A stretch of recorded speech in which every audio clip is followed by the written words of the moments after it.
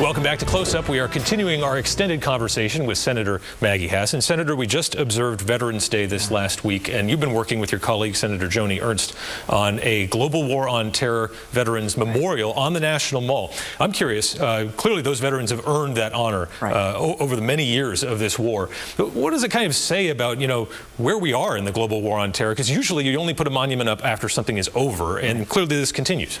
That's right. So I am really honored to be working with Joni Ernst, senator from Iowa, who is herself a combat veteran, and really pushing the Congress to get this bill passed that would say that our monument, our memorial to the global war on terrorism will be on the National Mall. When you take a step back, in Hampton, New Hampshire, we have a memorial to the global war on terrorism and those who sacrificed and were lost there. And it's amazing to me every 9/11 when we go there and we honor our veterans, but particularly those we've lost in the global war on terrorism. The range of people who come, the Gold Star families who come, it's so meaningful to them. This is our country's longest war. It is the first war we have fought with a completely, one of the first wars we fought with a completely volunteer Army and Navy and military, and it's really, really critical that we have a place on the National Mall to reflect, recognize the sacrifices that our military members and their families have made in this war, and it really deserves the place of honor that all of the memorials on the National Mall have. There is a law that says we can't build any more memorials on the National Mall, and that's why we have to change it so that we can make sure that we are recognizing and honoring those we've lost in this longest of America's wars. And it's also a way to reflect on the fact that the job is never done. Protecting America is an ongoing task, and especially when we are confronted with terrorist threats from around the globe. Now, branching off from this, when you were governor in 2015, you called for a halt to Syrian refugee resettlement in the United States based on security concerns as the country was war-torn at that time. 6 years later, hundreds of these people have been resettled in New England, a lot of them in Connecticut, and there's been no terroristic threat or danger from them. So do you regret having essentially tried to deny these people that life of freedom here in the United States?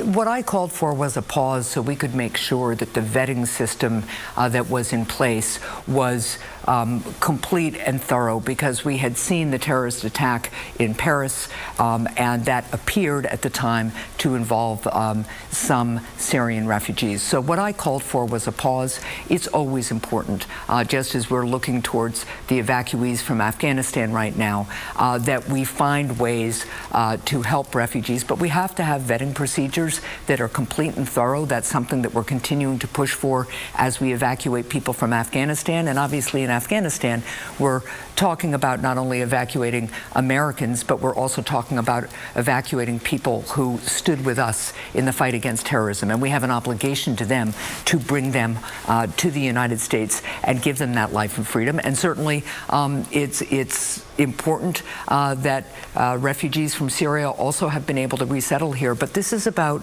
making sure that we do two things at the same time: honor our values as Americans, but also make sure that we're safe and secure, and we have the kind of vetting procedures that we all want so that we can make sure we're doing our best to keep our country safe and free. That was an instance in which you stood apart from many members of your party. I'm curious, looking forward, you recently voted against the president's nominee for Solicitor General based on concerns over a regional tax dispute, the New Hampshire-Massachusetts thing that goes on forever, of course. But when somebody comes up to you in the next year or so and says, hey, when do you show your independence from President Biden? How do you show your independence from your party? What are you going to point to? Well, among other things, what you just pointed to, the president's nominee for Solicitor General, I think, had taken a really misguided position and a wrong position in essentially siding with Massachusetts about whether remote workers in New Hampshire have to pay Massachusetts taxes when they neither work in Massachusetts or live in Massachusetts.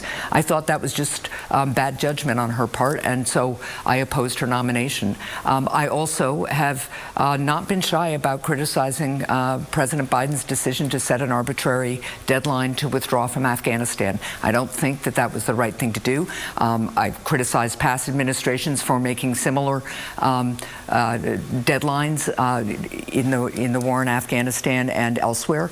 And I also have been very critical of what had been a plan to appoint as the permanent director of the FDA, Janet Woodcock, because of her role in the FDA as the opioid crisis evolved and really mushroomed. And so those are some of the examples I'd make. I'm always going to stand up for New Hampshire, and it doesn't matter to me who's in the White House or who's in charge in Congress. When you see some of the stories coming out of Afghanistan now, like a 9-year-old being sold into an arranged marriage, we should probably just call it slavery, not a marriage at all. Does that make you think maybe, gosh, the good that could have been done by a small residual force and projected air power just for the women and girls of Afghanistan in the years to come? You know, I was in Afghanistan now just about 2 years ago.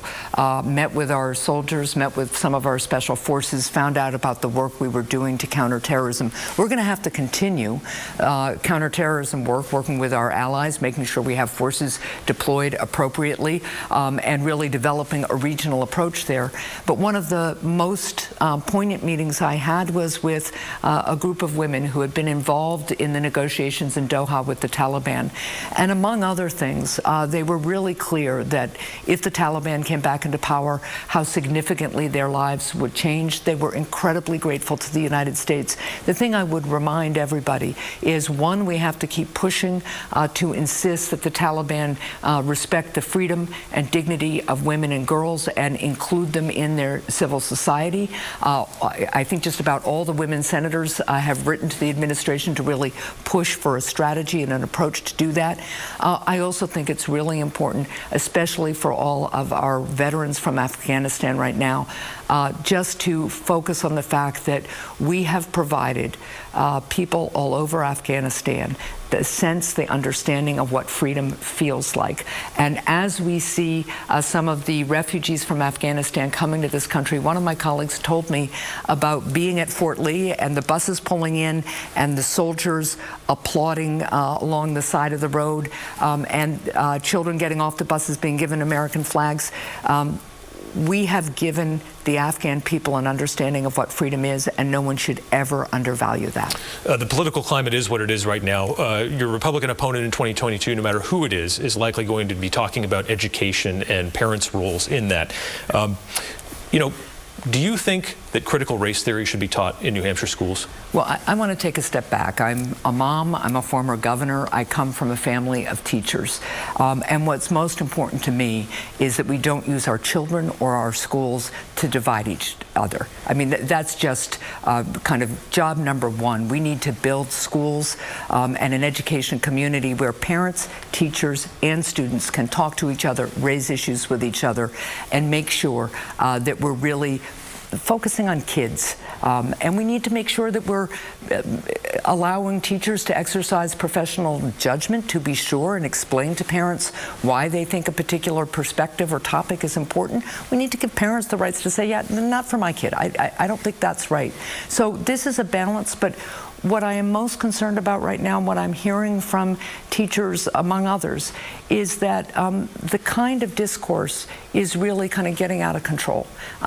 We're a democracy. The whole point of a democracy is for people to be able to have vigorous disagreements, but to do it with civility and do it within a process that allows every voice to be heard, and then make good decisions going forward as a result. This is about our kids. We need to take a step back, and we need to find a way forward that is not divisive. And my biggest concern right now is just the divisiveness and kind of the over-the-top behavior. All right, Senator Maggie Hassan, thanks so much for joining us on Close Up. Good to have you back here in studio. Thanks so much, Adam.